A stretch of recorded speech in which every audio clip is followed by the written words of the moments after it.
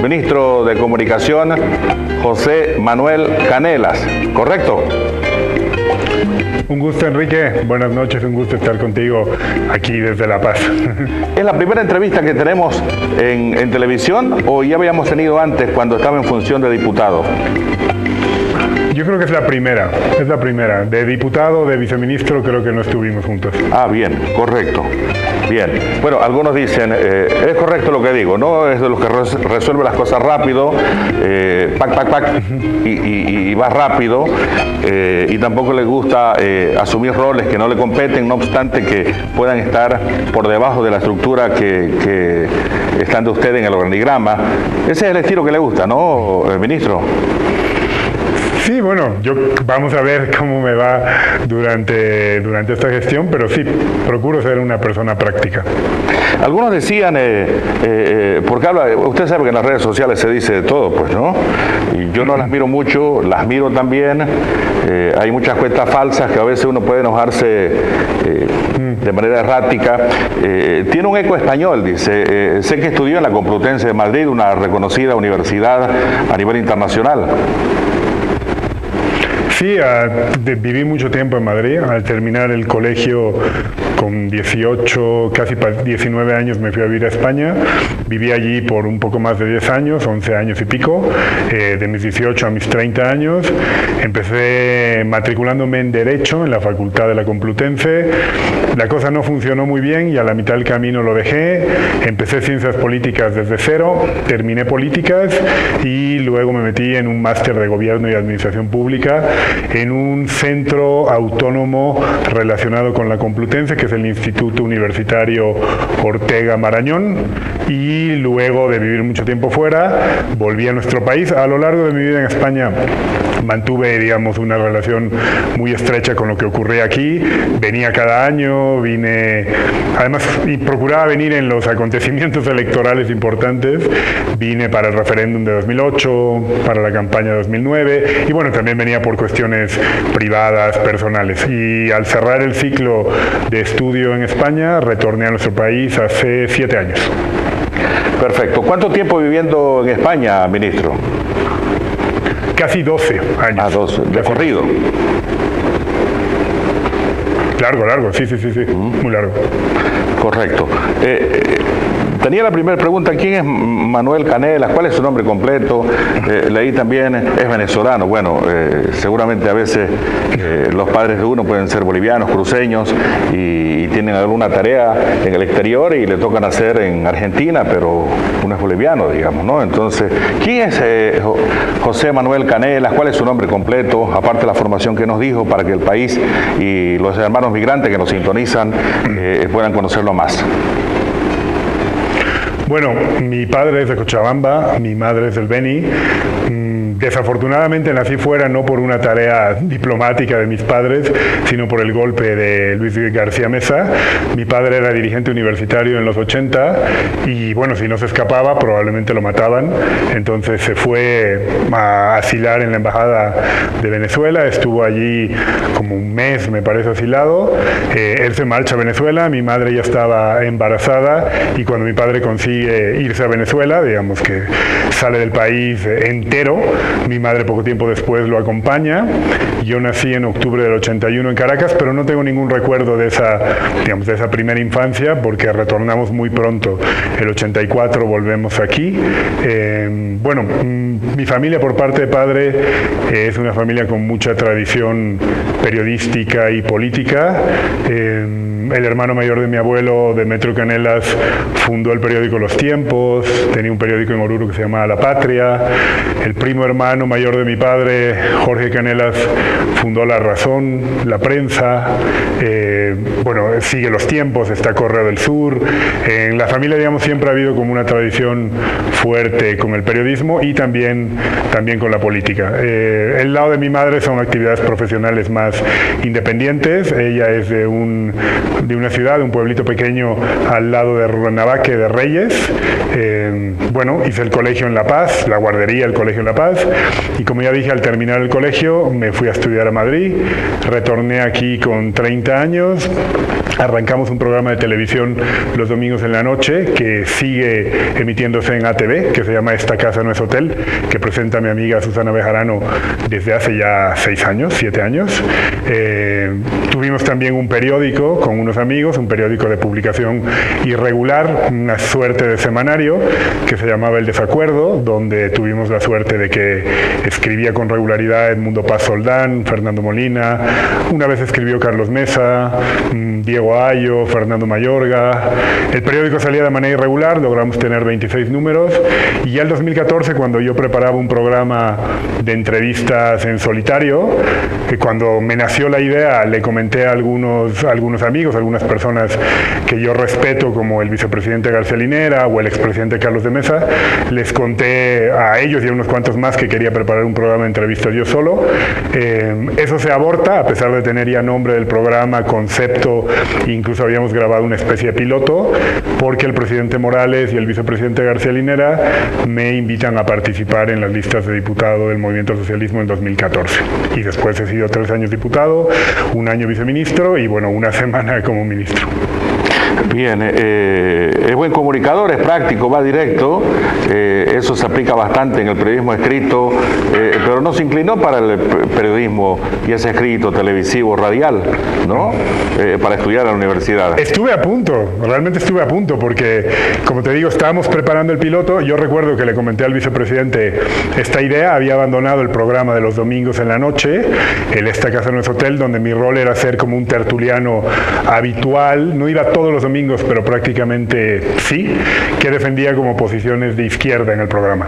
Yo creo que el programa funcionó muy bien, de hecho sigue vigente y tiene bastante éxito.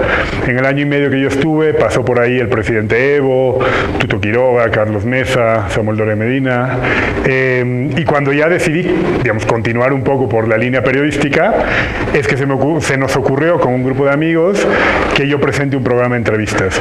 Se lo comenté al vicepresidente, le pareció buena idea. Se lo comenté a Carlos de Mesa. Yo recuerdo que Carlos me dijo si quería presentar una especie de cerca, y tuvo la gentileza, que siempre la ha tenido, la verdad, conmigo, de regalarme un libro que se llama algo así como Conversación entre Gitanos, que es un intercambio suyo con Mario Rueda Peña, porque tú debes recordar que Rueda Peña fue un gran ministro de Informaciones del gobierno de Paz Zamora, y recopilan en un libro los 2 de cerca, si no estoy mal, que mantiene Rueda Peña con Mesa. Entonces tenía la ruta un poco para el periodismo, pero eso cambia cuando el presidente Evo, digamos, me hace la invitación. Yo me siento obviamente muy honrado, lo pienso un par de días y acepto estar, digamos, feliz en las listas, hacer la campaña del 14, y ahí empieza el desvío hacia la política.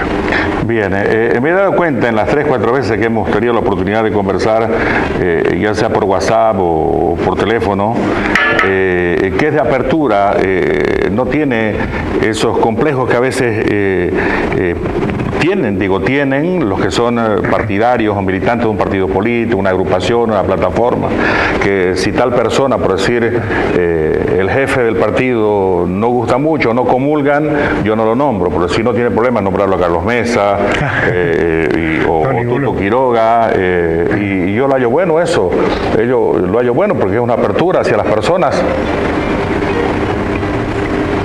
Claro, es que, digamos, a mí me parece normal.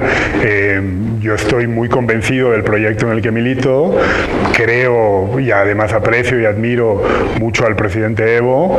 Creo que hay una evidencia suficiente y consistente de que es el mejor presidente que hemos tenido, pero eso no está reñido con tener, digamos, otro tipo de relaciones, de amistad más o menos tenue con gente de la oposición. Por ejemplo, yo recuerdo que en el año y medio que estuve en el programa de televisión, yo te diría que porque el esquema era como de debate.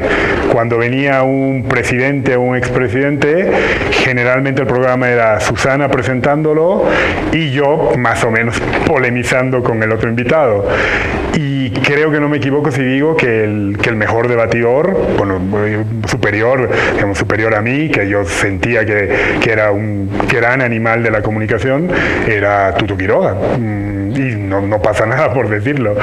Luego el hecho de haber estado 3 años en el legislativo hace que uno desarrolle muchas relaciones de amistad con gente de la oposición.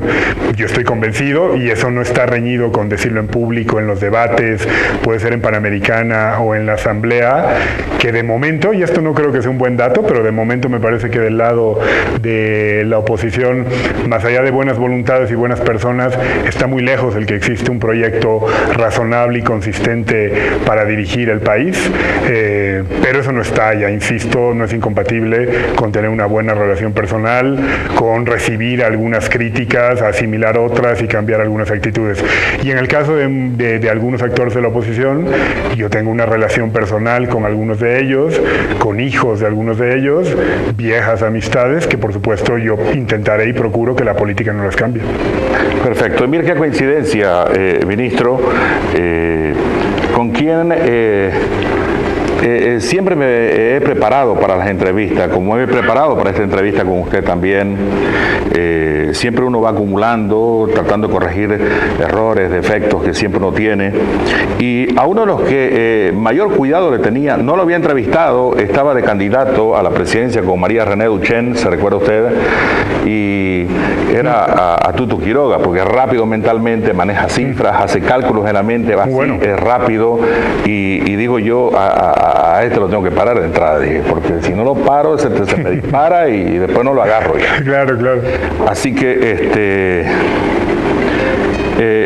y yo le transmití eso al final de la entrevista y él me dijo, yo lo mismo tenía mucha desconfianza con vos, me decía en las entrevistas, y me dice, no me equivoqué, me dice, ¿por qué? Le digo, porque al empezar la entrevista siempre se comentó de que él había traicionado al general Banzer y todas esas cosas. Bueno, eso se decía, se refregó bastante. Y le puse la canción esta que fue con un himno cuando estaba en campaña el general Banzer, mi general, pero le puse sin la imagen del general. Se la puse ahí, él en pantalla plena y con la música que escuche. No sabía dónde agarrarse, no sabía qué agarrarse, se agarraba las manos. Claro, y se la puse 2 veces. Casi lo mato, como eso lo desequilibré y ahí empecé a cosecharlo ya. Ahí ahí ganaste terreno. Ahí empecé a... No, se puso nervioso, lo sentí, digamos. Él puede decir que no, digamos, pero... a Carlos Mesa nunca he tenido la oportunidad de entrevistarlo, pero él es más lento, él es otro estilo, entonces no era como era Tuto en su momento, era bien rápido mentalmente y maneja las cifras, los datos históricos, y es rápido y es canchero, entonces tenía que agarrarlo de entrada. Dijeron también que usted era sobrina de Goni en las redes sociales, ¿o no? Bueno, eso es una mentira como una casa. No tengo ninguna relación familiar con Gonzalo Sánchez. Y si lo hubiera tenido tampoco hay problema. Yo creo que el que escribió el artículo, que es un colaborador del gobernador Félix Pazzi, debería haberse dedicado con un poco más de fuerza a conseguir que sus militantes voten en las elecciones primarias en lugar de escribir artículos poco imaginativos. ¿Usted cree en Dios, Manuel, ministro Manuel? No, la verdad es que no. No soy, digamos, no soy creyente. ¿Y papá y mamá creen en Dios o no? Mi padre no, mi madre sí. ¿Eso influye para que uno vaya direccionando su pensamiento o no? Sí, por supuesto, digamos, ¿no? Si uno profesa una fe religiosa, yo creo que tiene ciertas ideas diferentes respecto a asuntos trascendentales de la vida, tiene diferentes influencias, lee diferentes cosas, pero no creo que, digamos, sea garantía ni de ser buena o mala persona. Yo creo que hay creyentes musulmanes fantásticos, como hay ateos que son unos canallas. Creo que eso no es muy importante, pero en todo caso, por supuesto que te forma de una manera diferente.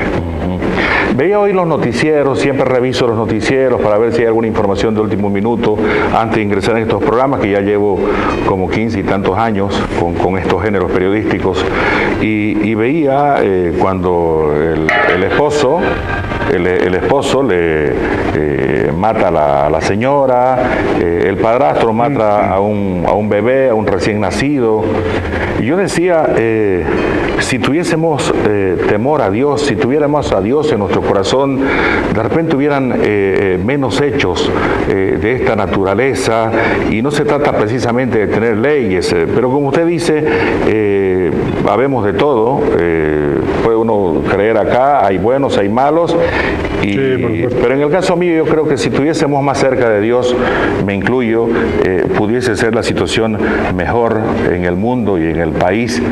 ¿O usted cree que no precisamente pasa por una creencia?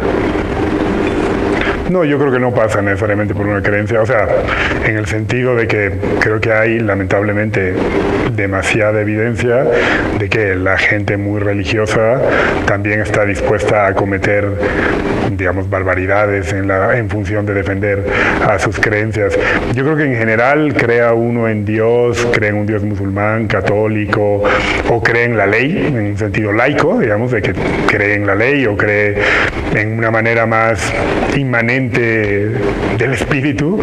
Lo importante siempre, creo, es mantener una distancia crítica con lo que uno cree, porque creo que esa distancia crítica es imprescindible para ser una persona tolerante y para convivir mejor con la pluralidad de lo que existe en la sociedad.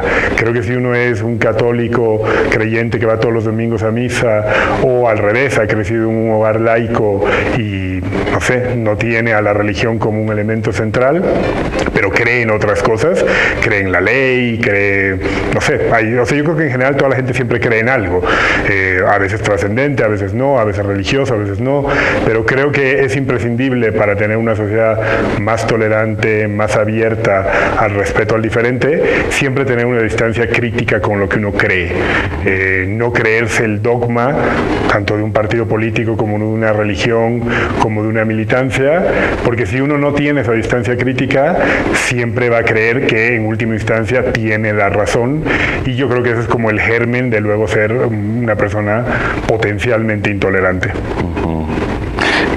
Y no es que me crea el bueno, pero yo digo, y alguien dirá, ¿qué le pregunta eso al ministro? Y va a preguntar temas y temas y temas. No, porque estos parecieran temas de forma, pero hacen al fondo. ¿Usted no siente que le hace, Sí, claro. le hace falta la presencia de Dios en su mente, en su actuar, ministro? La verdad es que no. O sea, nunca creyó en Dios ni de chico.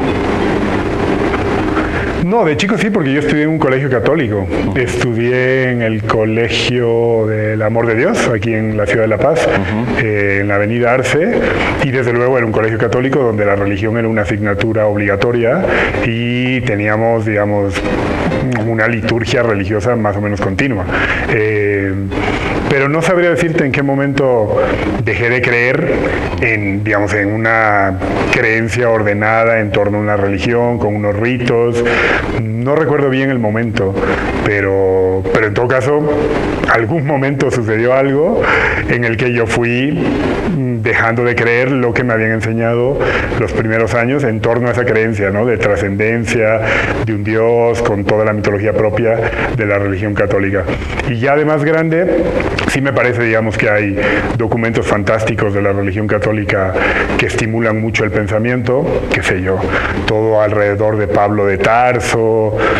Job es un gran libro de la Biblia que ha dado mucho que pensar a los filósofos durante mucho tiempo, pero en todo caso yo, si los leo, los sigo leyendo, los leo como un insumo más filosófico que religioso.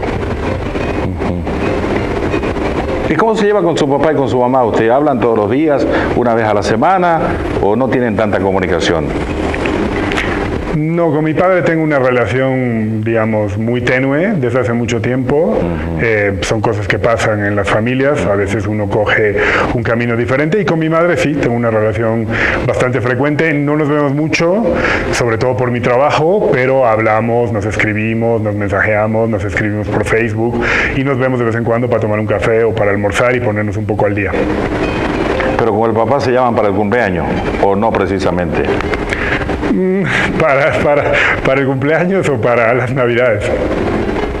Bien, bueno, con esta introducción estaba lista una pregunta que la tenía casi al final. Son poquísimas preguntas que tengo sobre contenido político, pero se la hago en este momento. Voy directo a esto. Claro.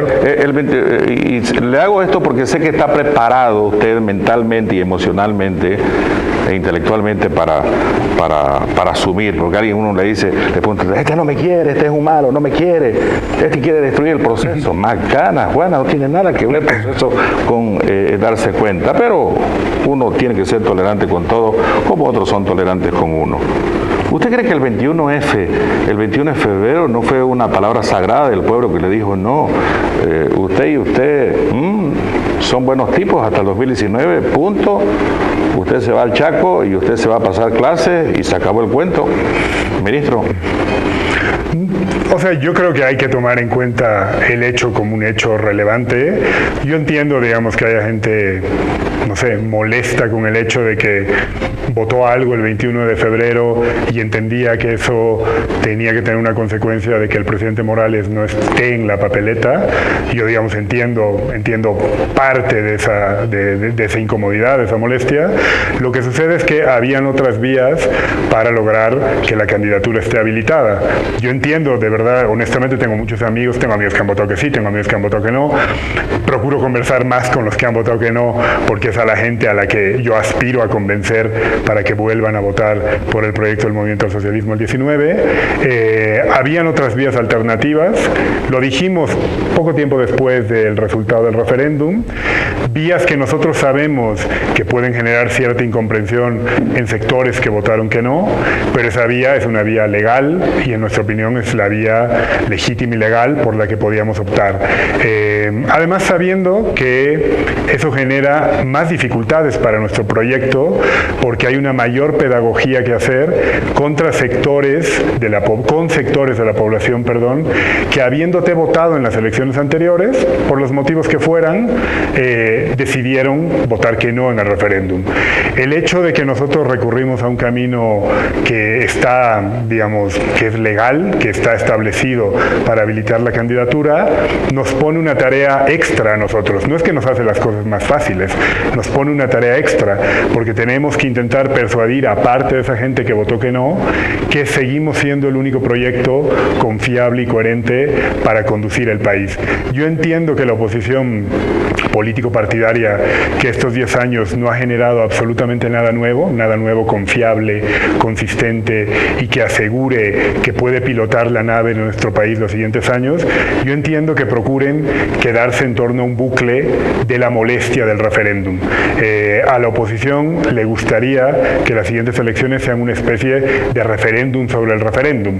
Por eso, si te das cuenta, a día de hoy es un misterio qué piensa Carlos de Mesa hacer con la economía, con el empleo, con la salud, con las relaciones internacionales.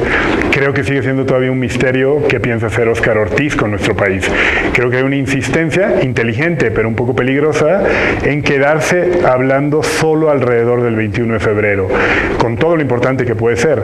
El hecho es la ciudadanía boliviana, sobre todo la ciudadanía boliviana que ha tomado distancia con nuestro proyecto, tendría que ser tremendamente exigente con los candidatos de la oposición, porque de momento llevan repitiendo una cosa que todos ya sabemos. Todos sabemos que a Carlos de Mesa, que a Óscar Ortiz o que a Luis Revilla no les gusta que Evo esté en la papeleta. Eso lo sabemos. Pero lo interesante sería que nos empiecen a contar qué van a hacer con el país en caso de que ellos gobiernen, porque en octubre no hay un nuevo referéndum.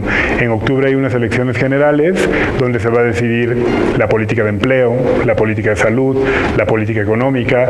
Entonces, el hecho en torno a la polémica del 21 de febrero, la molestia, digamos, legítima de sectores de la población que votaron que no, nos incrementa la dificultad de la tarea a nosotros. Nosotros optamos, insisto, y con esto termino, por una vía posible, pero en mi opinión esa vía posible nos ha hecho la tarea más compleja y le ha permitido a la oposición enfrentar una campaña con mejores condiciones, además recurriendo a esta trampa, que es no decir, a día de hoy no lo sabemos, qué van a hacer con el país. Yo sí me preocuparía si llegamos a abril o a mayo y los candidatos de la oposición siguen repitiendo una cosa que toda la gente ya sabe. Sabemos que no les gusta que Evo esté en la papeleta. Hay otra gente que le gusta que esté en la papeleta. Pero además de estar en la papeleta, el proyecto del Movimiento del Socialismo sí cuenta lo que hace, lo que ha hecho y lo que va a hacer con el país. Yo creo que sería interesante que algún momento los actores de la oposición hagan lo propio y nos digan algo que no sabemos, que es qué van a hacer con este tipo de cosas centrales para la vida de la gente.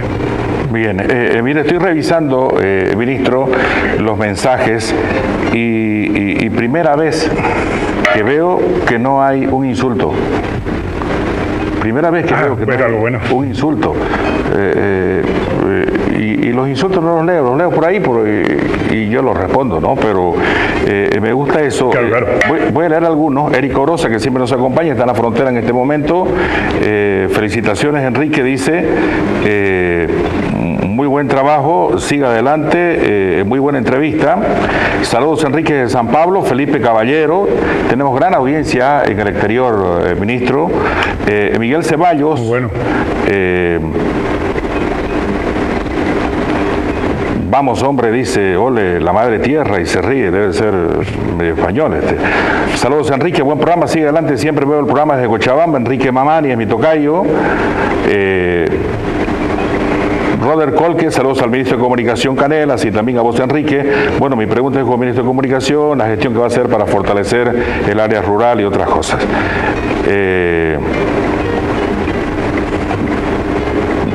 Cuidado, Enrique, dice, acuérdate la última entrevista con una ministra de Comunicación, lo apretaste y fue tu última entrevista, dice Dave Metmon. No, yo sé que no es así, ni va a ser tampoco. Muy buen trabajo, Enrique, sigue adelante. Erika Orosa, no cree en Dios, dice Wilfredo Cruz Guzmán. Correcto, el voto del pueblo 21 y todo eso. Ernesto Acnonates, un gran saludo para ustedes, radica en La Paz y siempre están viendo el programa. Bien, a ver, así cortito, ¿fue productivo lo del domingo pasado en las elecciones primarias? ¿Qué de productivo? ¿Cómo quedó el MAS en la parte legal, en la parte de la proyección hacia las elecciones de octubre de este año 2019? Le hago preguntas cortas ahora, respuestas cortas, ministro, por favor. Adelante. Yo creo que fue muy productivo porque Bolivia llegaba tarde al hecho de tener elecciones primarias. Los hay en muchos estados, en Chile, en Argentina, en Uruguay, en España, en Francia, en muchos lugares hay elecciones primarias. Hay un consenso general de que es algo positivo, que los militantes, que los ciudadanos que deciden, además de sus ocupaciones, militar en un partido político, tengan derechos reconocidos y en este caso tengan la facultad de involucrarse más en la vida de sus partidos y elegir a sus candidatos. Creo que es un hecho novedoso que supone una mejora en la democracia al interior de las organizaciones y que es algo bueno, no en esta coyuntura, es algo bueno hacia adelante. Que los militantes tengan capacidad de elegir, de meterse más en la vida de los partidos, hace que los dirigentes estén más obligados a mejorar, a persuadir a sus militantes, a explicarles por qué tienen que ser candidatos. Creo que es algo bueno. Segundo, el hecho de que la jornada haya transcurrido en paz y con tranquilidad, que los intentos de grupos radicales de la oposición de boicotear, de sabotear, de amenazar con evitar el libre desenvolvimiento ese día hayan fracasado estrepitosamente, es algo bueno. Y tercero, el Movimiento al Socialismo es uno de los partidos de América Latina que tiene mayor número de militantes en relación al padrón electoral. En relación al padrón electoral, el Movimiento al Socialismo tiene más militantes que el PRI de México, que el Partido Justicialista en Argentina, que el Partido de los Trabajadores en Brasil, que grandes partidos con mucha historia. El obtener más de 400.000 votos es una cosa muy relevante. En estas elecciones primarias, en estas elecciones de estas características voluntarias, la abstención siempre es una constante. Es una constante en Chile, en Uruguay, en España, siempre. ¿Por qué? Porque son voluntarias, porque no estás obligado a votar, porque no hay sanciones sanción del Estado, porque te puedes ir a comer a Mayasa en lugar de tomarte el trabajo de ir a votar. Añádele la novedad, que es una cosa que la gente no conoce bien.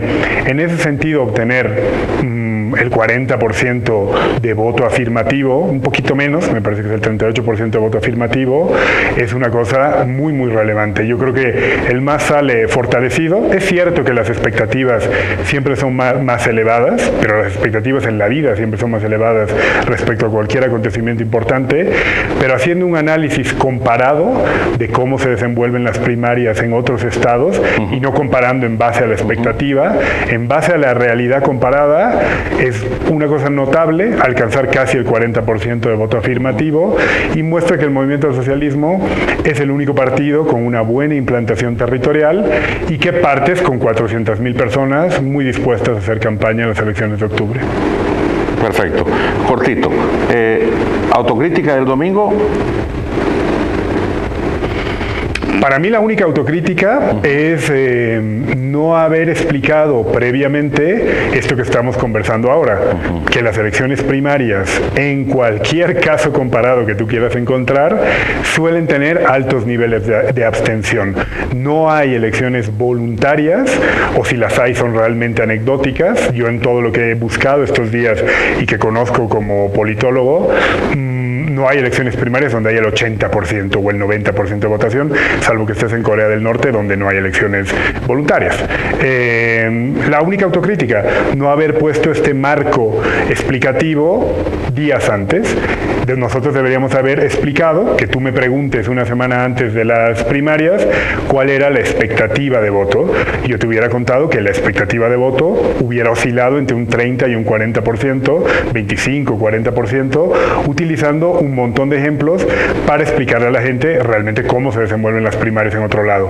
Esa es mi autocrítica. El hecho de no haberlo hecho ha provocado, digamos, cierta decepción en las filas, en mis filas, y una tramposa facilidad para los opositores de decir cosas que tienen poco sentido, como que es un fracaso y una paliza y cosas de ese tipo. Usted, el vicepresidente, don Álvaro García Linera, también que lo considero muy inteligente, y las veces que hemos hecho entrevistas con él han salido muy bonitas, me recuerdo, yo tomo agua tibia para un hombre ardiente, me recuerdo que se me quedó eso en la cabeza, pero de ahí no he tenido la oportunidad de volverlo a entrevistar, ojalá pronto lo entrevistemos a él. Él dijo, 50% me voy a preocupar de 50 para abajo. Y usted sale y dice, él pecó, digamos, más o menos como decir estas cifras, porque un poco avala lo que me dijo hace instantes, de que yo diría 25, 30, 35%, ¿no? Buena proyección del politólogo, pero no se molestó él, no le dijo, Manuel, ¿sabes qué? No me contradigas en público, por favor, si quieres decirme algo, decímelo a mí, porque me dejas mal parado. Sinceramente. No, mira, el vicepresidente García Linera expresó una expectativa. Y realmente el resultado final no está tan lejos de su expectativa. Él dijo, menos de 50 me preocupo. La participación casi cierra en 46%. 45, no estuvo tan lejos de su expectativa. Sí, sí. Pero sucede que cuando termina la jornada y soy el encargado de hacer la evaluación, cuando la jornada ya ha transcurrido, yo creo que era un error que yo haga una valoración respecto a la expectativa.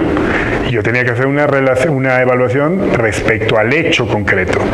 Y el hecho concreto, para terminar de explicarse bien, necesita compararse con ejercicios parecidos en otros estados para mostrar lo que hemos conversado antes, que es una constante, una alta abstención en las elecciones voluntarias aquí y en cualquier lugar. Correcto. Parte de los opositores, sobre todo los, digamos, los mejor formados intelectualmente, esto lo saben, porque tampoco hace falta ser estudioso, hace falta simplemente leer los periódicos de la región alguna vez.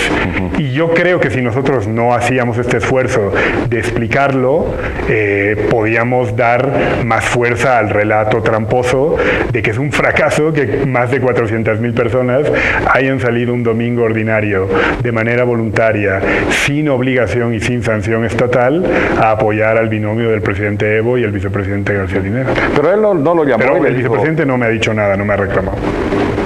Pero usted no sintió en el lenguaje no verbal, está molesto el mister conmigo. No está molesto, porque yo creo que él entiende bien esa diferencia. Creo que es legítimo que tú antes de una elección expreses tu expectativa, pero es que es normal, ¿no? Uno siempre desea que las cosas vayan bien.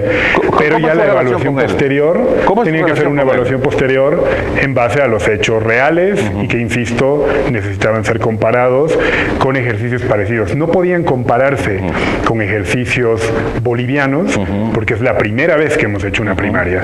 Entonces, para darle una explicación seria, tenías que recurrir obligatoriamente a primarias de otros lugares. ¿Cómo es su relación con él, con el vicepresidente Álvaro García? Muy buena. Es una persona que yo admiro, respeto mucho, de la que he aprendido mucho también, y tenemos una muy buena relación. Correcto. Yo pensé en ello, porque si se percibe que tiene buena relación porque se anima a criticarlo, porque generalmente en las estructuras políticas de rango menor, vamos a decirlo como es real, no se anima mucho a hacer observaciones públicamente al vicepresidente en este caso, pero como dice que tiene usted, por ejemplo, tiene una duda y agarra el teléfono y lo llama, le envía un mensaje, ¿cómo se comunica con él?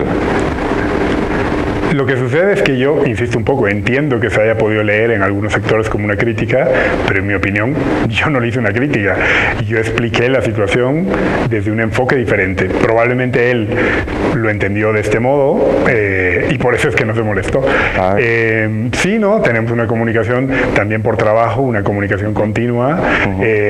Hablo más con el presidente, pero con el vicepresidente tenemos una comunicación continua también cuando surge una duda, cuando hay que tomar una decisión consensuada, cuando vamos a plantear una nueva iniciativa, pero sí, digamos, hay una facilidad de poder conversar por teléfono, seguramente si está ocupado o tarda en devolverme la llamada, pero sí, no hay ningún problema de comunicación. Correcto. ¿Cuál va a ser el rival más difícil para octubre de este año 2019 en las elecciones nacionales?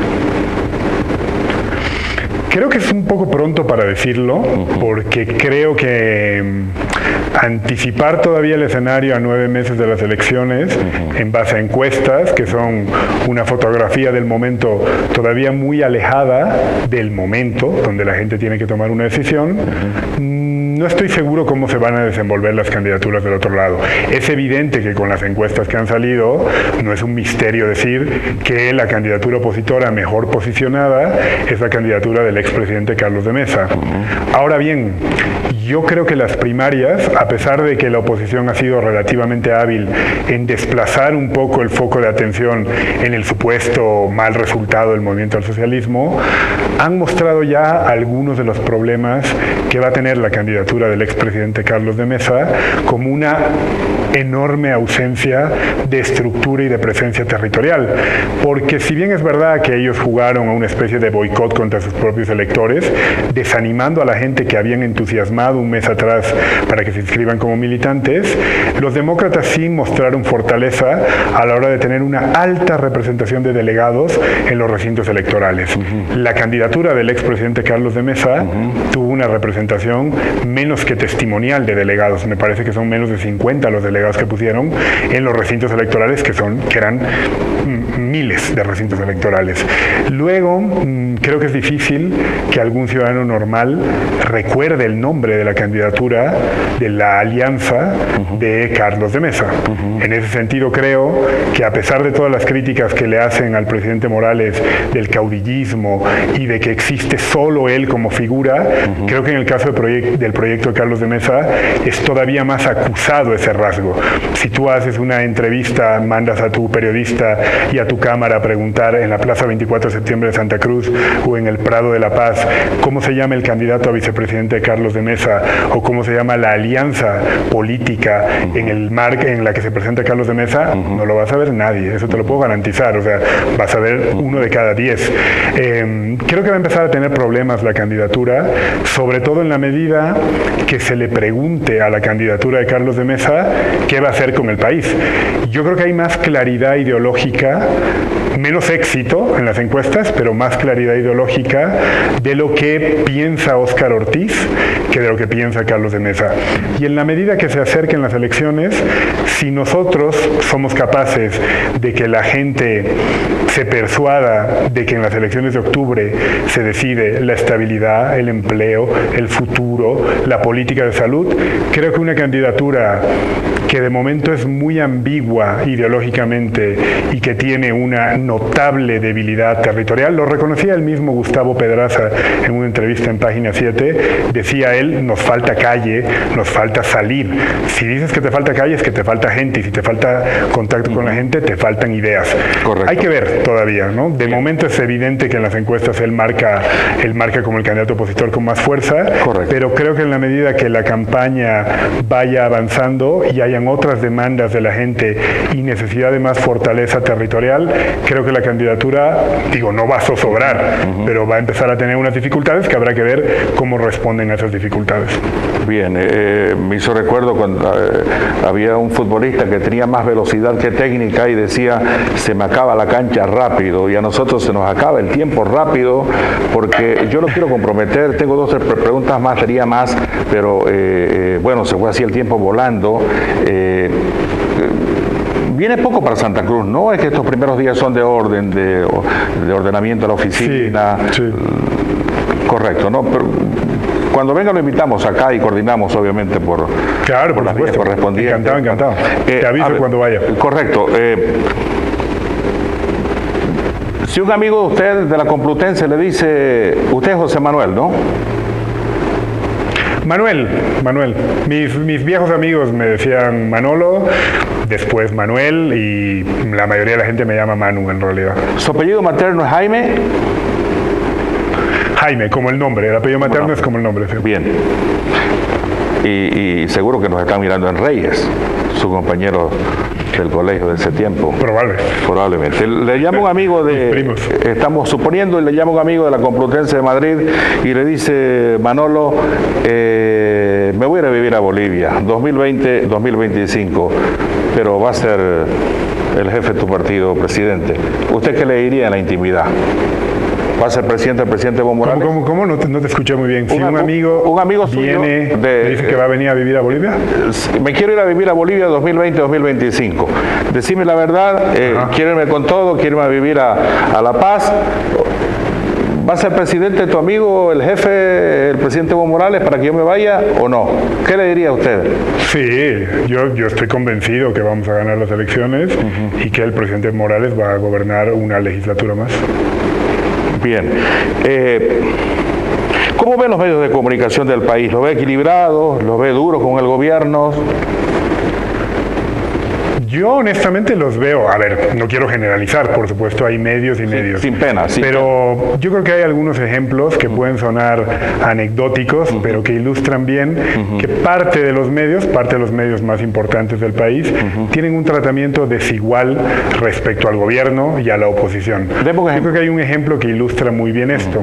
Cuando las noticias, los periódicos, tienen que recurrir a argumentos de autoridad, a expertos que validen el enfoque de una noticia, cuando los expertos son opositores, además políticos opositores, que han desempeñado cargos relevantes en los gobiernos anteriores al presidente Morales, son analistas. Tú no vas a encontrar ese destacado. No van a decir ex constituyente de Samuel Doria Medina, ex ministro de Tuto Quiroga, opina.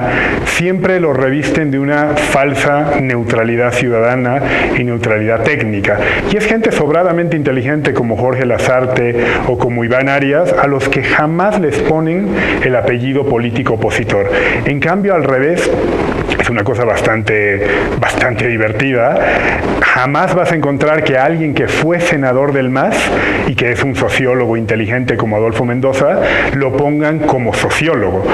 Siempre es el masista opina.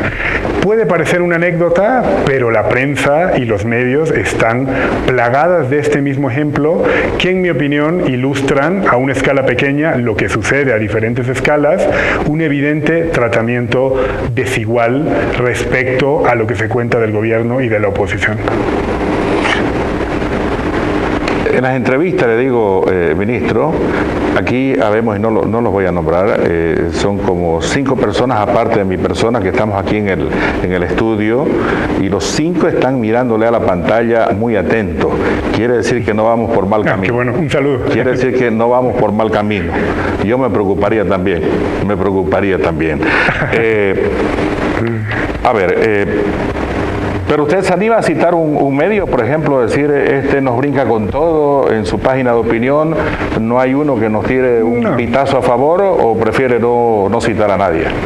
No creo que haga falta, porque digamos, yo no voy a entrar en una querella bilateral con algún periódico en concreto. Yo lamentablemente creo que esto es una cosa que sucede en muchos medios. Te pongo otro ejemplo. Cuando el asesor de una concejal de una ciudad intermedia es detenido por un delito, hay un esfuerzo mediático notable en encontrar la foto de ese señor o esa señora con el presidente Morales. Pero un esfuerzo total. Encuentran la foto, la llevan a portada, y no es el caso individual de un tipo que es un delincuente. Es decir, el titular no es el asesor resultó un delincuente. El tema es el masista delincuente. Cuando ocurre al revés, cuando es alguien, un individuo de la órbita opositora, o militante de un partido opositor, o militante de una protesta opositora, hay un esfuerzo mediático intenso de limitar la responsabilidad al individuo. Cuando ocurrieron los destrozos y la quema del órgano electoral en Santa Cruz, hubo un esfuerzo mediático y diputados de la oposición que salían a decir, esto es un caso aislado y una responsabilidad individual. Tú nunca lograste ver portadas que digan el amigo de Rubén Costas, porque algunos de los detenidos eran militantes o eran de la órbita demócrata. Jamás viste una portada que decía el amigo de Rubén Costas, o que ilustraban el paso por los tribunales de esta gente con fotos abrazando a Rubén Costas. Yo creo que hay ejemplos bastante llamativos y lamentablemente bastante extendidos de este tratamiento desigual. Correcto. No es de polemizar usted con algún tema, algún pensamiento ideológico.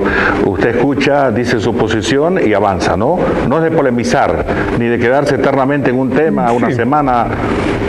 No. Sobre todo no de la polémica barata, digamos, ¿no? Yo creo que, de hecho, si mi afán es intentar que hayan menos medios que traten al gobierno y a la oposición de esta manera desigual, creo que ganaría poco si me estrello directamente con una directora o un director de un periódico. Bien. Cortísimo. ¿Se recuerda usted? Estaba acá en Bolivia cuando hubo, le decían complot o separatismo. ¿Hubo en algún momento la idea de un grupo de personas en esta parte del país, hablo de Santa Cruz, de separar Bolivia? ¿De separarse de Bolivia o no? Sí, yo estuve justo en agosto y septiembre de 2008. Ah, mire usted. Vine porque estábamos haciendo una investigación sobre Bolivia. Vinimos en agosto con unos amigos de 2008. Estuve justo el día del referéndum revocatorio y me quedé, me parece que unos 10 días después, hasta finales de agosto del 2008, antes de, digamos, los hechos más duros de septiembre, pero ya los últimos días, las últimas semanas de agosto de 2008, ya eran semanas duras, ya veías un poco lo que iba a ocurrir. Yo sí creo, digamos, que siempre hay algún reducto, algunos sectores de la élite que cuando ven que un gobierno popular está apoyado por la mayoría y está decidido a llevar adelante una agenda de transformación, cuando no consigues, digamos, en las urnas ganarle la elección, hay gente que recurre a hechos de fuerza.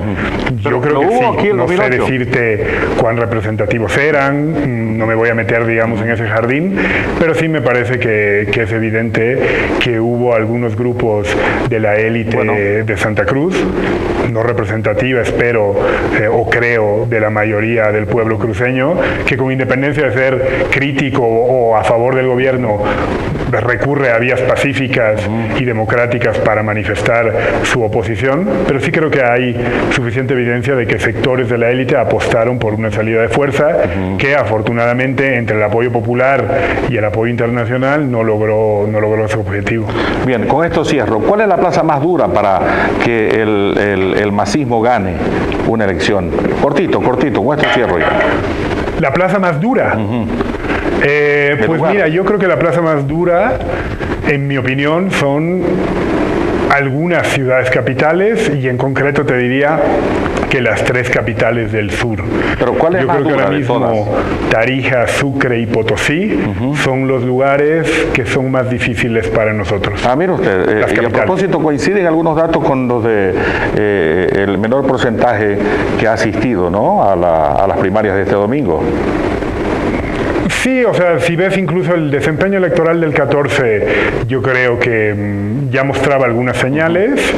Desde luego, el resultado del referéndum en esas 3 capitales te muestra con bastante claridad que empieza a haber una nueva situación problemática en esas 3 capitales del sur y el desempeño también en las primarias en las capitales, ¿no? Porque yo creo que más bien Sucre y Potosí sí han seguido mostrando mucha fortaleza del proyecto en el ámbito de ciudades intermedias o rurales.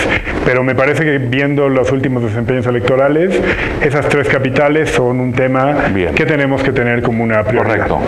Pensé que iba a decir Santa Cruz. No, yo creo que no, porque Santa Cruz más bien, en primer lugar, se gana en las elecciones de 2014. El referéndum, digamos, va mal, pero no tan mal, por supuesto, como en Potosí capital o en Sucre capital. Y yo creo que si no tengo mal el dato, en las primarias en Santa Cruz departamento votó un poco más del 40% de militantes. No, yo creo, igual lo hay que jerarquizar, creo que también hay que hacer una buena campaña en Santa Cruz, una buena campaña en todo lado. Pero si me preguntas por los lugares que yo entiendo con mayor dificultad, estoy convencido que son esas 3 capitales. Correcto. Ha sido un gusto compartir con usted. Ya las enseña porque tengo que terminar. Un gusto, Enrique. Un gusto saludarlo, ministro de Comunicación, Manuel Canelas. Ha sido una buena conversación y espero que la próxima visita a Santa Cruz la hagamos ya face to face, que más cerca. Sin duda. De repente, a través de las telecomunicaciones es más fácil. Éxito en sus tareas, Manuel, y gracias por aceptar esta invitación. Muchas gracias. A usted, buenas noches. Hasta luego. Bien, me acompaña Luis Alberto Villarroel. Gracias por la audiencia. Es alto nivel de audiencia en la señal abierta y también a través de las redes sociales. Luis Alberto Villarroel, gerente comercial de Marca Corp, que también estaba atento a la entrevista. Un gusto tenerlo. Bienvenido, buenas noches. Gracias, querido don Enrique. Muy buenas noches. Como siempre, un gusto estar en el canal. Un saludo cordial a la gente que sigue el programa. Y bueno, hoy nosotros, pues a través del Centro Médico Biomed, con esta campaña de salud que sigue ayudando a mucha gente, don Enrique, a prevenir enfermedades y complicaciones de salud. La campaña dirigida a toda la familia. Muchas veces nosotros decimos que la salud es lo más importante y lo más preciado que tenemos. Siempre lo decimos, pero a veces eso queda de boca para afuera. Muchas veces nosotros descuidamos la salud, la dejamos pero para último momento, cuando ya estamos muy mal, muy adoloridos, cuando literalmente no podemos pararnos de la cama. Ahora sí nos preocupamos, nos afligimos, buscamos los recursos, nos damos el tiempo para ir al médico, hacernos exámenes y muchas cosas, pero cuando ya los problemas están muy avanzados y cuando ya es muy difícil de poder revertirlos. Hoy más que nunca nosotros debemos de tomar un cuidado especial con